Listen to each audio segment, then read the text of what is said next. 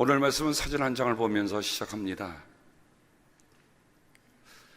이 사진을 아는 분이 여기에 누가 있을까? 누구실 것 같으세요? 곰곰이 생각보다 여러분 잘 안 떠올릴 겁니다. 저는 이분이 누군 줄 압니다. 제 아버님이십니다. 제 아버님이 제가 태어나기도 전에 제 아버님이 젊었을 때의 사진이 유일하게 있는 사진 한 장입니다.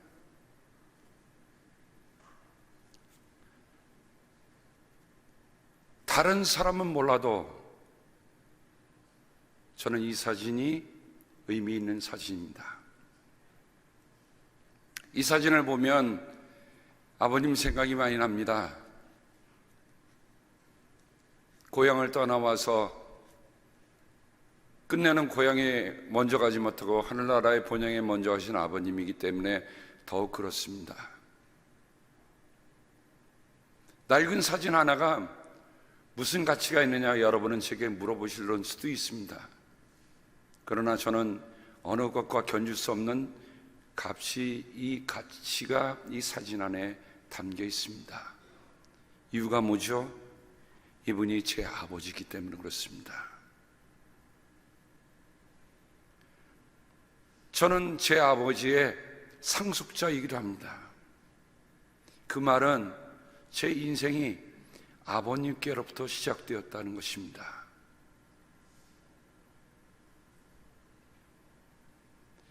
저는 오늘 말씀을 준비하면서 오늘이 몽골 선교 헌금 주일이기도 합니다. 우리가 몽골에 선교하는 게 어떤 의미가 있을까? 우리가 정말 작은 정성을 모아서 우리가 그곳에 보내는 것이 어떤 의미가 있을까? 돌이켜보니 우리는 그 사랑의 빚을 진 사람들입니다. 오늘은 로제타 홀 선교사님의 일기, 그분이 육아일기를 썼습니다. 육아일기뿐만 아니라 사랑하는 남편이 먼저 세상을 떠나는 그 아픔을 적은 일기가 있습니다.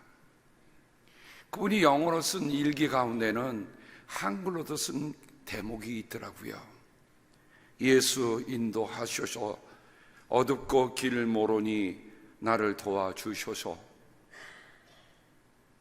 영어로 다 써가는 일기 속에 그 문구만큼은 한글로 적고 있는 것을 봅니다. 여러분 함께 잠깐 그분의 육아일기에 관한, 그분의 일기에 관한 대목을 잠깐 동영상으로 보시겠습니다.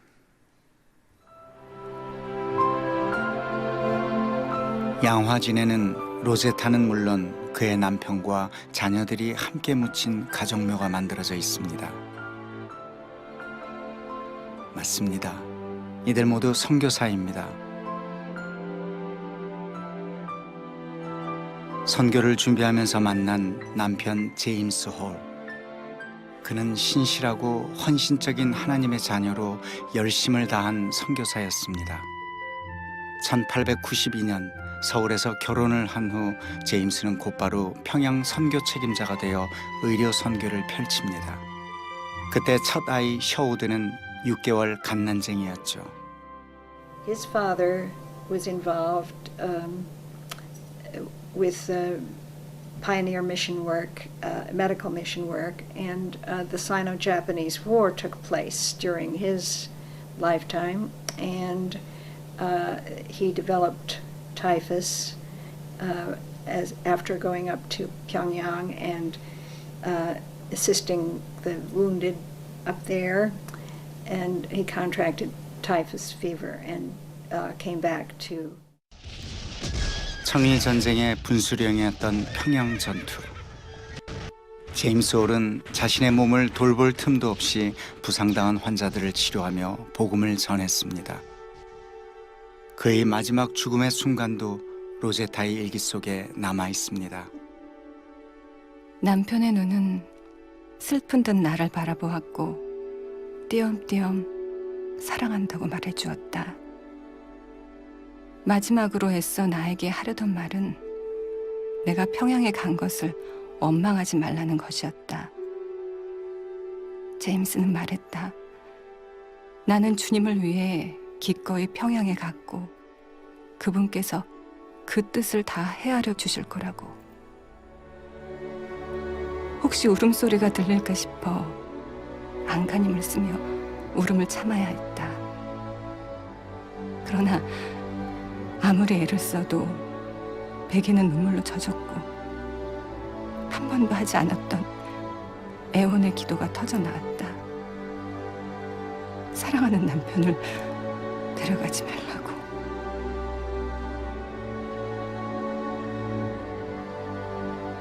그의 선교 활동은 짧았지만 평양 선교의 개척자, 고아들의 친구로 불린 그의 헌신은 작지 않았습니다. 하나님을 향한 원망마저 허락하지 않은 그런 남편이 로제타의 곁을 떠났습니다. 눈물로 얼룩졌던 당시 일기장. 그러나 그 눈물이 마르지 않았습니다. 남편 죽음 후에 얻은 딸 이디스. 로제타에게 큰 위로가 되었던 딸마저 그의 곁에 오래 머물지 않았습니다. 겨우 5살, 풍토병으로 죽기 직전까지 엄마는 고열에 시달리는 딸의 상태를 일기에 기록했습니다. 체온 41도, 숨이 가쁘고 힘들어했다. 잠시 후 호흡의 간격이 점점 길어졌다. 눈을 크게 뜨고 엄마를 바라본 채 작은 영혼이 서서히 떠나갔다. 그렇게 그 아이는 세상에 보내주신 그분에게로 다시 돌아갔다.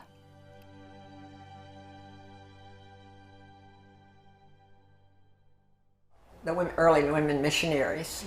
And the first is what was the hardest, I think, was trying to raise their children, because 1 out of every 7 of the missionary children died.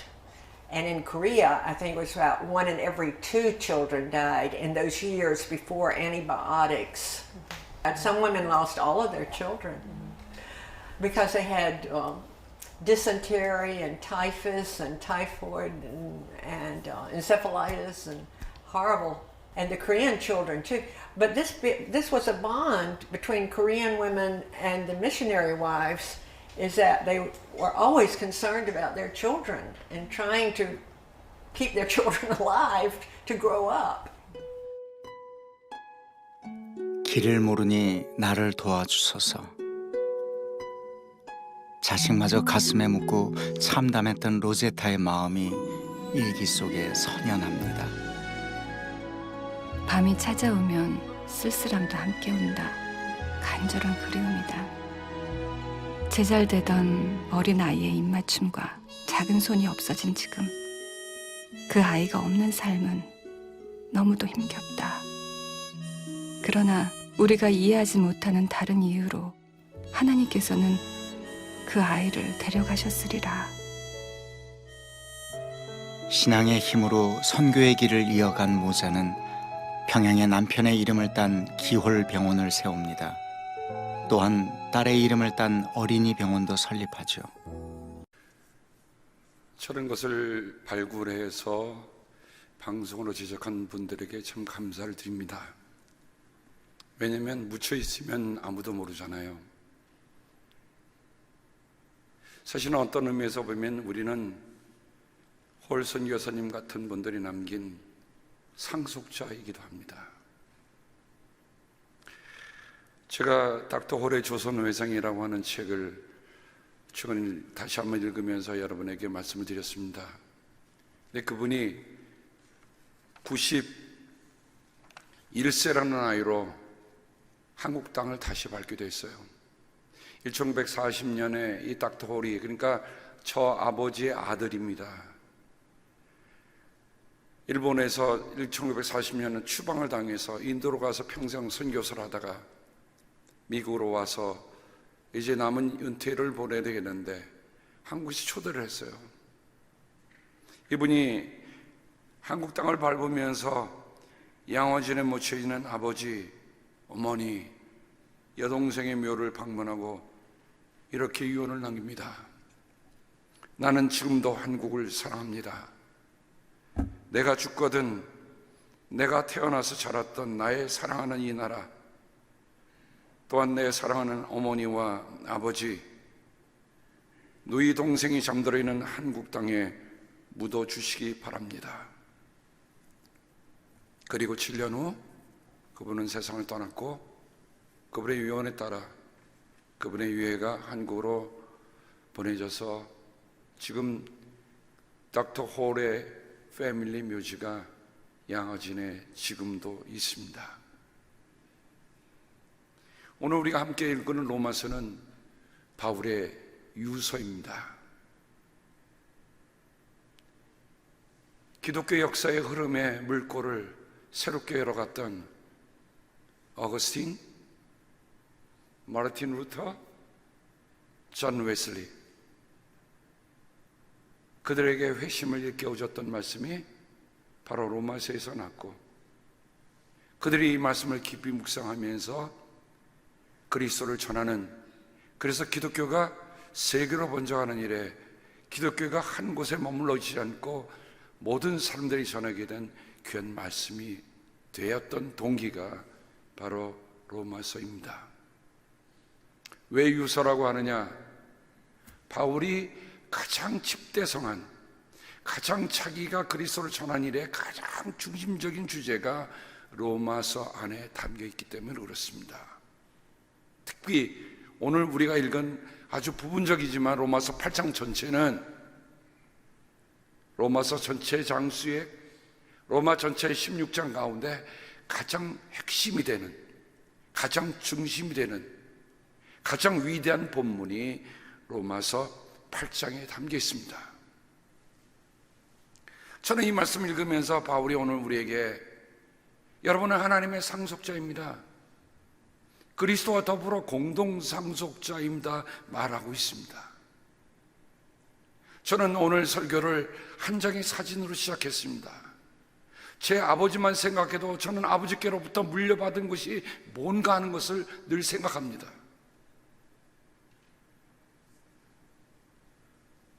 실은 아버님이 갑자기 세상을 떠나시게 돼서 한국으로 가게 됐을 때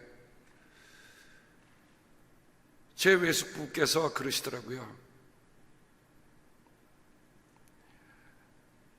아버님이 재봉틀을 같이 묘지에 묻어달라고 그러셨대요.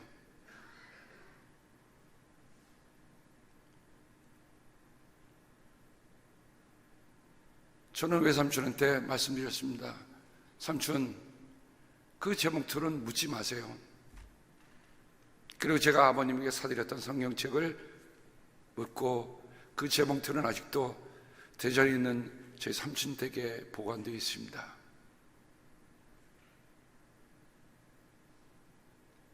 어른들은 소잉 머신이라고 그러지 않고 미싱이라고 그러죠. 미싱, 싱거 미싱 하나. 아버님은 그것 하나로 저희 자녀들을 키워주셨습니다.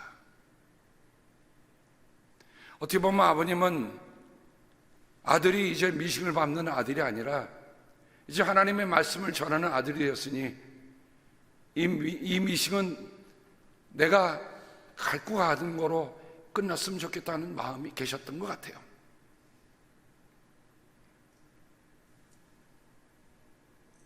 그러면서 저는 그런 생각을 했어요. 미싱을 못 가져오고 아버님이 쓰던 제단 가위 제가 그렇게 사갖고 왔습니다. 집에 있어요. 별로 펼쳐볼 시간도 없지만 늘 어디 있다는 건 저는 압니다. 아버님께서 내게 남겨주시고 했던 것이 뭘까? 저는 그 미싱 하나, 가위 하나만 가져도 저는 아버님이 무엇을 남겨주셨다는 것을 압니다. 그러니 나는 무엇을 상속받았고 또 내 사랑하는 아들에게 무엇을 남겨줄 것인가 한번 깊이 생각해 보게 한다는 거죠. 제가 이곳에서 목회하면서 미국 교회 담임했던 제임스 달린스 목사님, 그 서리나 사모님하고 얘기하다가 서리나 사모님이 증조부가 안동교회, 안동장로교회입니다. 안동장로교회 초대 동사 목사라는 것을 알게 되었고, 그분이 40세로 소천하였다는 얘기를 듣게 됐습니다. 그래서 우리 성도님들이, 야, 우리가 그 사랑의 빛, 그래서 그분 내외를 저희 내가 제주도부터 시작해서 일산까지 차로 제가 드라이브를 해서 제일 먼저 찾아갔던 곳이 대구였어요. 대구. 근데 대구에 갔는데 지금 보고 있는 분들이 바로 제임스 목사님과 서리나 사모님이 대구 동산병원에 가보면 그 동산병원 안에 선교사들을 위한 묘지가 있어요. 여러분, 6.25 때 가장 포화를 안 맞은 유일한 곳이 대구죠. 그래서 대구는 바로 저게 그대로 보존이 되어 있더라고요. 근데 그 묘지에 바로 100일도 안 돼서 세상을 떠난 인노절 선교사님의 딸의 묘지도 거기에 있더라고요. 그날은 마치 비가 내려서 두 애들이 그곳에 있는 묘지 하나하나를 돌아보면서 시간을 보내게 됐습니다.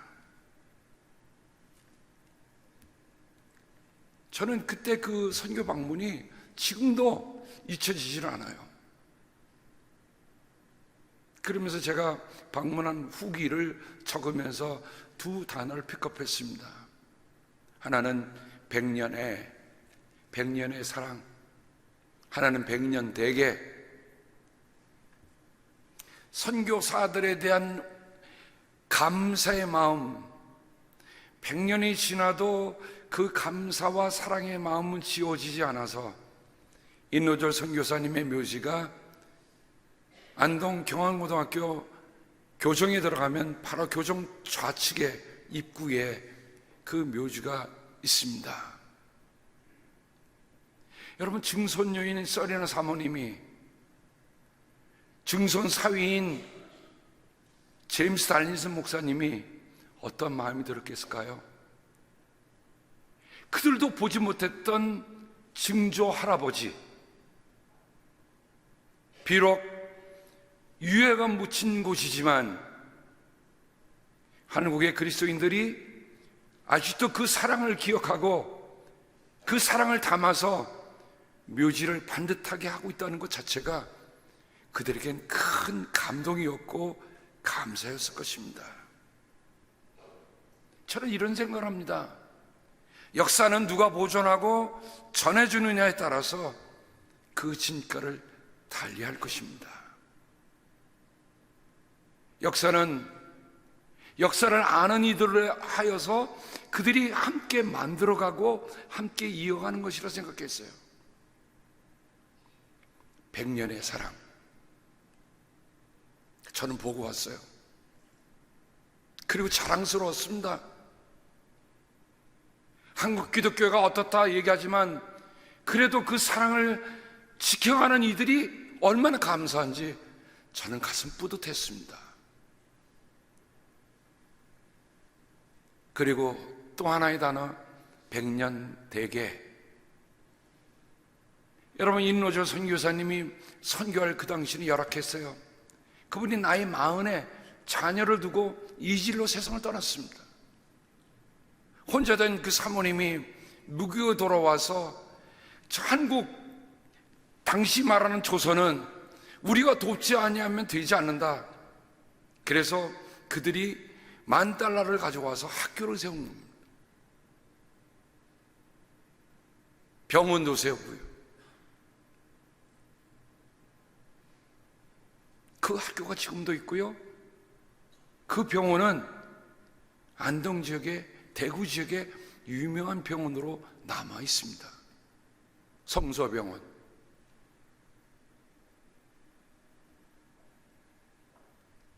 우리가 몽골 선교를 시작한 지 몇 년 되지 않았지만 저는 몽골 선교를 함께 해나가는 우리 사는 성도님들에게 이런 말씀 드리고 싶습니다. 선교는 100년 앞을 내다보는 일이다.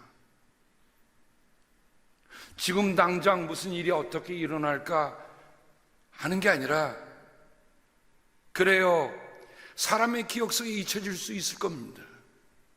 그들이 보냈던 선교비나 그들이 헌신의 사랑이 잊혀질 수 있어서 그런지도 모릅니다. 그런데 100년 뒤에 그 후손이 그곳을 찾아가면서 100년 전에 내 할아버지, 내 증조 할아버지가 했던 그 일들이 여전히 남아있고, 지금 세계에서 선교사를 두 번째로 가장 많이 보내는 나라가 어디입니까? 한국이에요. 왜 그렇습니까?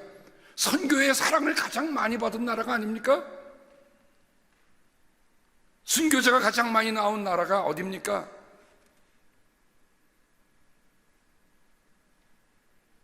우리가 지난주에는 씨 뿌린 자의 말씀을 함께 나누면서, 여러분 씨를 뿌릴 때 그 씨가 당장 무엇을 거둘까? 그런 염려를 사람들은 하지만 하나님 나라의 씨앗은 다르더라고요. 몇 년을 내다보라고요? 100년을 내다보는 일입니다. 그러니 우리가 하나님의 일을 하면서, 하나님 선교하면서 왜 이렇게 열매가 보이지 않을까? 조급해하지 마십시다. 몇 년 내다보자고요? 100년을 내다보자고요. 이 가운데는 앞으로 100년에 이 자리에 계실 분도 계시지만 축복의 말씀이죠.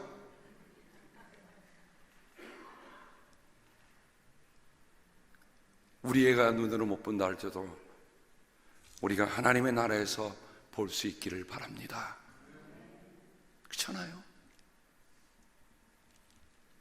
바울 당시에 로마 상속법은 특별했습니다. 상속인의 지명이 없는 유언은 무효였어요.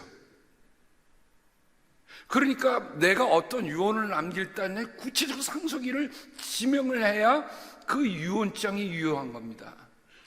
바울이 그 로마의 법을 알았기 때문에 오늘 이 말씀 속에 누구든지 그리스도를 믿는 사람은 다 하나님의 자녀입니다. 자녀이면 상속자입니다. 상속자인데 홀로 상속자 아니야, 그리스도와 함께 더불어 상속자라는 말을 구체적으로 여기 남기고 있는 거예요. 그러니까 로마의 인들은 이 편지를 대하면서 하나님의 말씀이 얼마나 구체적으로 유효한가 하는 것을 알게 된 겁니다. 그들의 신분이 노예든 그들의 신분이 종이든 그들의 신분이 어떤 그 상관이 없어요. 로마의 법에 의하면 어떤 사람이 만약 노예라 할지라도 너는 오늘부터 내 아들이다, 재판장에 가서 이 사람은 내 아들인 것을 선언합니다, 재판장님 선언해 주십시오라고 해서 재판장이 너는 오늘부터 이 사람의 아들이다 그러면 이 사람은 자녀요, 동시에 뭐가 되는 겁니까? 상속자가 되는 거예요. 제가 상속이라는 것을 몇 가지 이렇게 좀 보면서 한국에 아주 정말 재벌 중에 재벌입니다. 근데 그 재벌의 아들이요, 그 아들에게 아버지가 상속을 물려주기 위해서 별의별 수단을 다 쓰더라고요. 혹시 그 가문과 관련 있는 분은 용서하게 들으시기 바랍니다.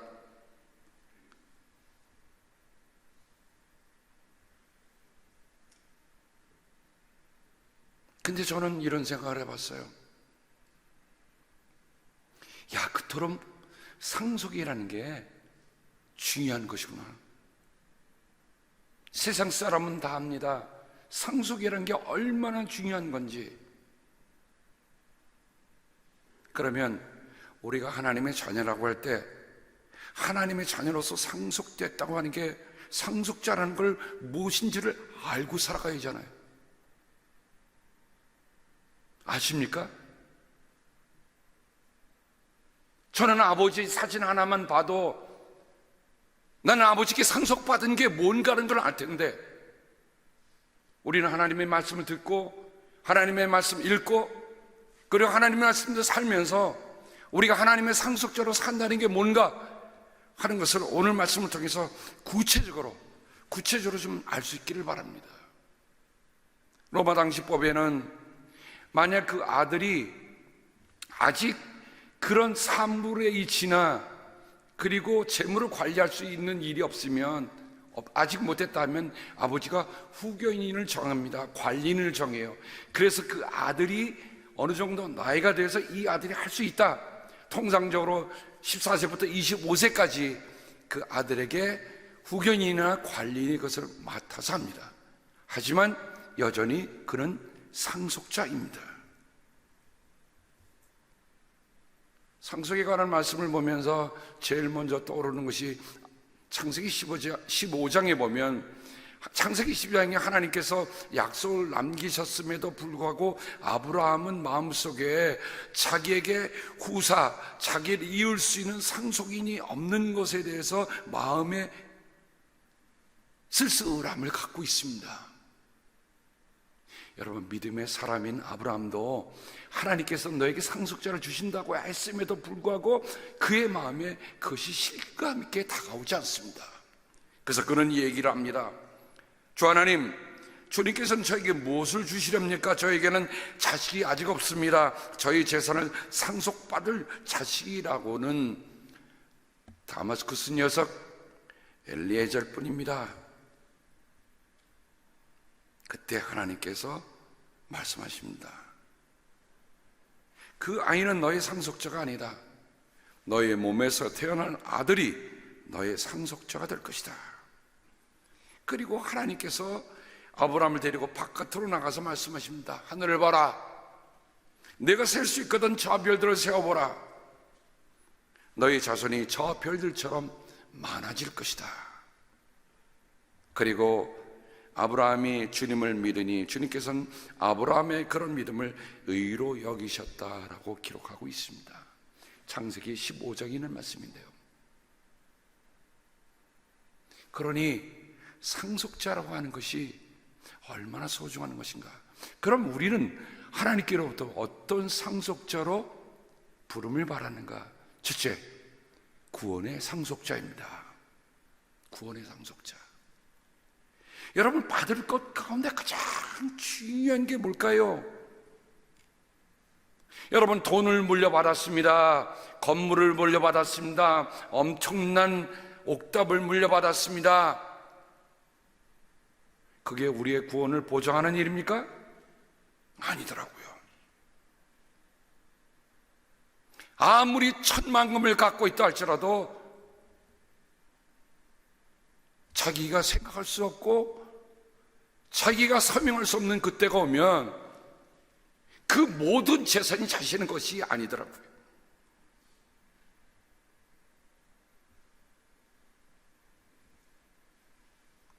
히브리서 6장 12절에 보면 여러분은 게으른 사람이 되지 말고 믿음과 인내로 약속을 상속받는 사람들을 본받는 사람들이어야 합니다. 기록합니다. 1장 14절에 보면 히브리서는 구원의 상속자라는 말을 씁니다. 그러니 우리가 제일 먼저 생각해야 할 상속자는 우리는 구원을 받을 사람들이다. 구원의 상속자다. 누가 주시는 겁니까? 하나님은 우리를 하나님의 아들과 하나님의 딸로 인정해 주셨기 때문에 우리는 구원의 상속자인 것을 놓치지 않기를 바랍니다. 내가 하는 거 아니에요. 혹간 어떤 사람들이 그럽니다. 구원에 확신이 있어야 합니다. 물론 있어야죠. 그러나 내가 확신 갖고 있다고 될 일이 아니에요. 하나님이 인증해 주시고 하나님이 내 자녀라고 하는 것을 정해 주실 때 그 일이 일어나는 겁니다. 두 번째, 우리는 하나님의 복의 상속자입니다. 자, 복에 관해서 얘기하면서 베드로는 이렇게 얘기합니다. 악을 악으로 갚거나 모욕을 모욕으로 갚지 말고 복을 빌어 주십시오. 왜? 복의 상속자이니까. 여러분으로 하여금 복을 상속받게 하시려고 하나님께서 여러분을 부르셨습니다. 여러분, 참 쉬운 일일까요? 어려운 일일까요? 어렵죠.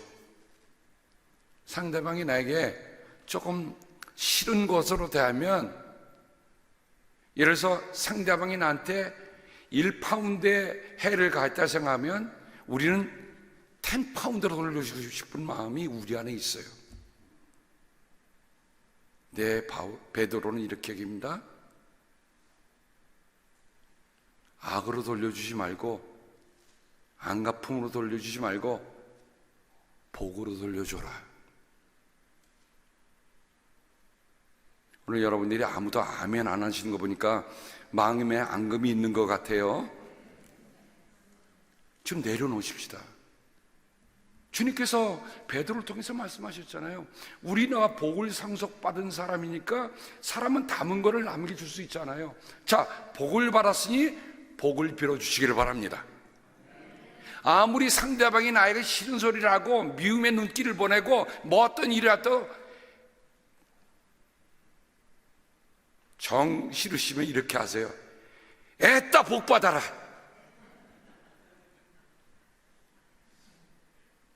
하실 수 있으시겠습니까? 왜 그렇죠? 우리가 복된 상속자이기 때문에 그래요. 우리가 하나님의 복을 누리며 사는 사람이잖아요.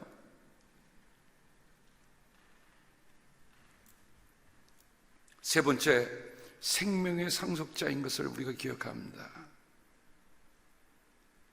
요한계시록 보면 주님께서 내가 생명수의 샘물을 마시게 하겠다. 이기는 사람은 이것들을 상속받을 것이라고 했습니다. 생명수를 마신다고 하는 것은 우리가 생명을 상속받을 사람이라는 것을 우리에게 얘기해 줍니다. 이 생명은 지금 우리가 누리는 이런 생명과 다른 거예요. 근데 성경에 보면서 우리가 하나님 나라를 상속받지 못할 사람들이 구체적으로 나오는 것을 우리가 봅니다. 두 번 읽지 마십시다. 오늘로 이것은 끝낼 수 있길 바랍니다. 왜냐하면 이렇게 살면 하나님 나라를 상속받지 못한다. 거듭거듭 그 일로 가면 여러분 하나님 나라를 상속받을 사람들이 아니고 하나님의 생명을 상속받을 수 있는 사람들이 아니요 복을 상속받을 수 있는 사람이 아니라고 하면 이 길은 가지 말아야죠. 이 길은, 그죠? 이 길은 가지 말아야 돼요. 첫 번째, 요한계시록 21장 8절입니다. 비겁한 자들, 뭐에 비겁한 겁니까?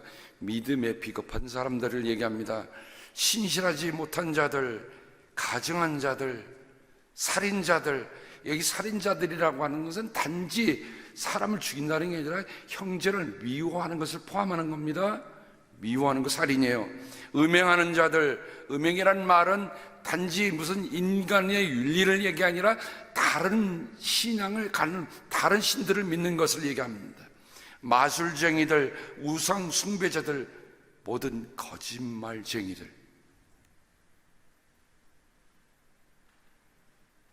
하나님 나라에 갈 수 있어요, 없어요? 없어요. 저는 이런 설교 두 번 하고 싶지 않습니다. 왜냐? 만약에 여러분이 이 말씀을 오늘 듣지 못했다고 한다면 그 책임 제게 있습니다. 그러나 오늘 분명히 여러분에게 말씀함으로 그 책임은 여러분에게 있습니다. 하나님 나라를 상속받지 못할 사람 두 번째입니다. 갈라디아서 5장 21절. 육체의 행실은 환히 드러나는 것들입니다. 음행, 더러움, 방탕, 우상숭배, 마술, 원수매줌. 자, 음행부터 마술까지는 하나님과의 관계에서 일어나는 일들이죠. 근데 사람과의 관계에 있습니다. 원수매줌, 다툼, 시기, 분냄, 분쟁, 분열, 파당, 질투. 이건 다른 사람과의 관계에서 오는 거예요. 이런 사람 상속받을 몫이 없습니다. 하나님과의 관계도 중요하지만 다른 사람과의 관계에서 일어나는 일들 가운데 이것들 우리가 좀 깊이 생각해 보아야 합니다. 세 번째 카테고리는 나 자신과의 관계에서 있는 일입니다. 술 취함, 흥청망청 먹고 마시는 노름, 그와 같은 것들. 내가 전에도 여러분에게 경고하였지만 이제 또다시 경고합니다. 이런 짓을 하는 사람들은 하나님 나라를 상속받지 못할 것입니다. 우리가 하나님의 상속에 관해서 정말 구체적으로 이 말씀을 다시 한번 오늘 읽었습니다. 세상 사람들도 상속받기 위해서 별의별 짓을 다 하는데 왜 우리가 하나님의 위대한 상속에 대해서 가볍게 여기면 하나님이 우리를 가볍게 여기실 거예요. 가볍게 여길 뿐만 아니라 하나님 나라의 상속을 받을 게 없어요.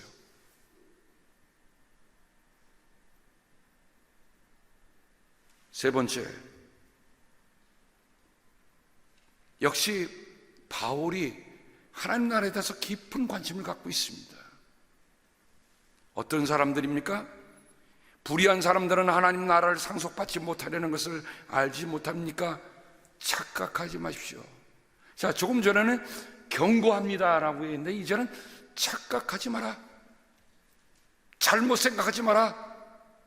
엉뚱한 망상을 갖지 마라. 마음대로 해석하지 마라.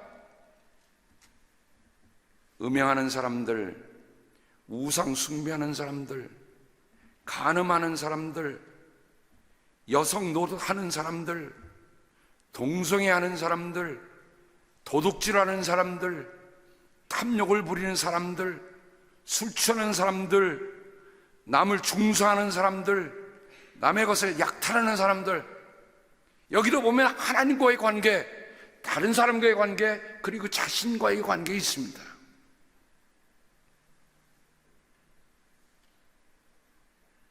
연합감리교회 한 여성 감독이 동성애자를 선포해놓고 동성애 결혼해놓고 감독이 되었습니다. 사법위원회에서 그것은 교회법을 위반했다고 판결을 냈지만 여전히 있습니다.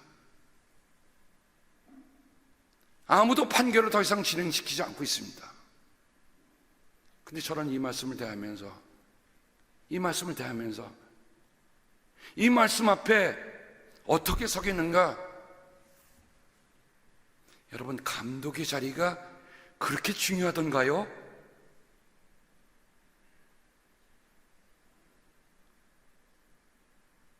하나님 나라를 상속받지 못한다고 하는 그 두려움, 그 경건함, 그런 것을 잃어버리는 사람은 감독 아니라 누구라도 하나님 나라의 자격이 없습니다.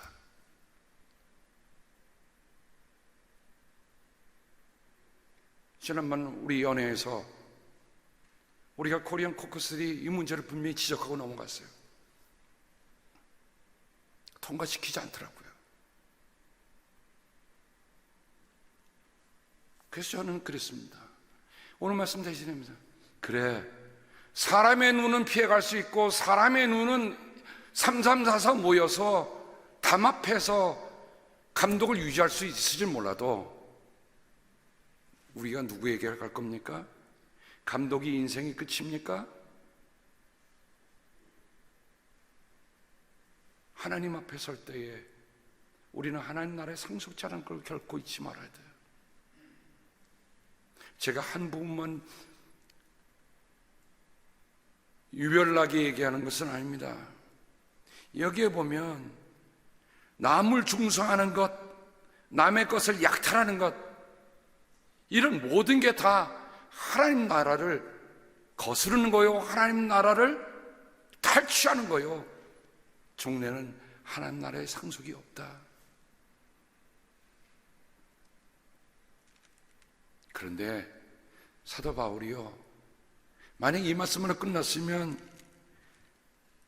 어땠을까? 근데 그 다음에 상속자로서 회복할 수 있는 길까지 열어줍니다.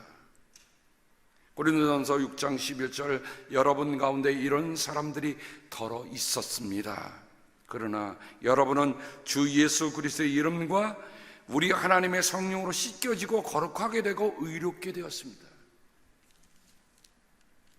그래요, 아무리 우리가 지금 열거한 사람들이었다 할지라도 만약 그들이 그리스도 예수 이름과 하나님의 성령의 이름으로 씻겨지고 거룩하기도 의롭게 되면 하나님 나라의 상속자를 회복되는 겁니다.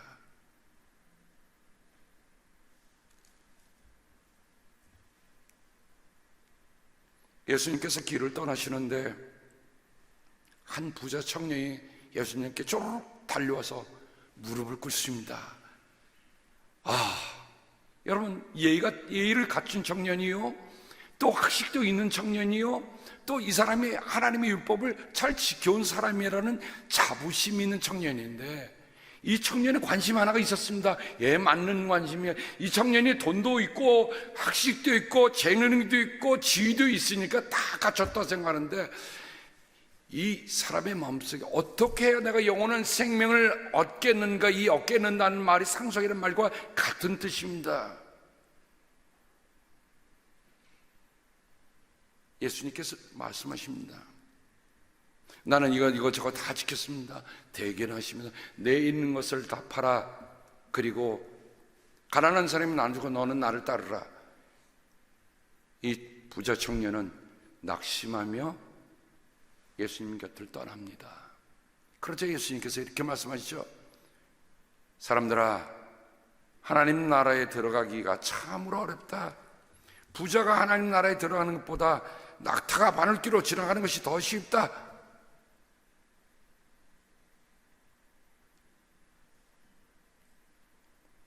부자가 되면 뭐에 관심이 생겨서 그렇습니까? 이 땅의 것에 자꾸만 덧불리려고 하는 마음이 생기잖아요. 하나님 나라의 마음을 두면 이 땅의 것이 다 아니라는 것을 알게 됩니다. 하나님의 상속을 알게 되면 이 땅에 있는 것들은 다 상대적이라는 것을 알게 돼요. 그런데 이 땅에 있는 것이 절대적이라고 생각하니까 이거를 잃어버리는 거예요.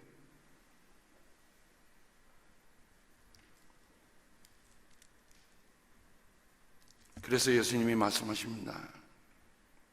베드로가 보십시오.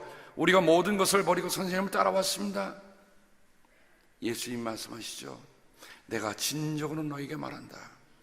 나를 위하여 또 복음 위하여 집이나 형제나 자매나 어머니나 아버지나 자녀나 논밭을 버린 사람은 지금 이 세상은 박해도 받겠지만 집과 형제와 자매와 어머니와 자녀와 논밭을 100배나 받을 것이고 오는 세상에서는 영원한 생명을 받을 것이다. 뭘 받는다고요? 영원한 생명을 받는다. 잊지 마세요. 우리 모두는 하나님의 상속자입니다. 우리가 지금 받을 보상은 썩을 것이 아니에요. 이 땅에서 바라는 것들이 아니에요. 썩지 않을 것들. 형제자매 여러분, 내가 말하는 것은 이것입니다. 살과 피는 하나님 나라를 유산으로 받을 수 없고 썩을 것은 썩지 않을 것을 유산으로 받지 못합니다. 한국에 혹시 가실 일이 있으시면 서울에 계신 분들은 양화진의 선교사 묘역을 한번 돌아보시기 바랍니다. 그들은 자기의 편함을 다 내려놓고 자기의 모든 것을 가지고 와서, 아니 더 이상의 것을 줄 수도 없어서 다 주고 나중에 자기의 목숨까지도 내준 사람들이 그곳에 있습니다. 그들이 바랐던 것이 땅의 보상입니까? 아니에요.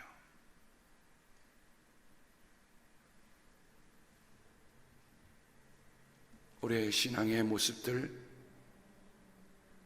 이제 우리가 몽고 선교를 얼마 앞두고 있습니다. 물론 모든 분이 다 가는 것은 아니지만 여러분, 하루에 한 번씩 구체적으로 기도해 주시기 바랍니다. 하나님, 우리가 지금 씨앗을 뿌린 일들이 100년 뒤에 몽골에 어떤 역사가 일어날지 우리의 조국을 보면서 볼 수 있게 하옵소서. 그들을 보면 저는 감사해요. 그들을 생각하면 내가 이렇게 말씀을 전하는 일을 정말 한 톨이라도, 한 치라도 라는 생각이 들 때가 많습니다. 사랑하는 우리 성도 여러분들과 더불어 썩지 않을 하나님의 상속을 받을 사람으로, 나는 하나님의 상속자다, 이것은 세상의 어떤 것과 견줄 수 없는 위대한 상속자다. 저는 오늘도 제 아버지의 얼굴을 봅니다. 아버지 고맙습니다. 오늘 제가 있는 게 아버지 덕분입니다. 하늘 아버지는 향해서는 어떻게요? 기도하겠습니다.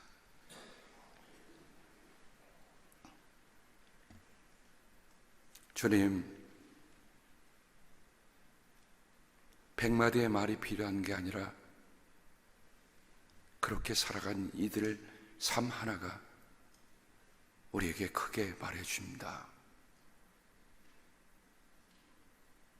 비록 한국의 양화진, 많은 순교자가 났던 그곳에 한 평의 땅 속에 묻혀있는 그들이지만 그들의 마음은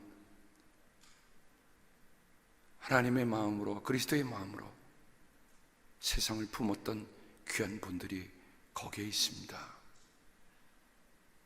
아버지, 우리가 이런 사랑의 빛을 지고 살면서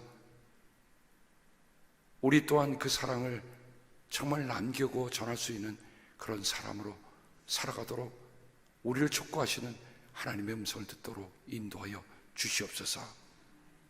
상속자이니 상속자답게 살게 하옵소서. 예수님의 이름으로 감사하며 기도합니다. 아멘.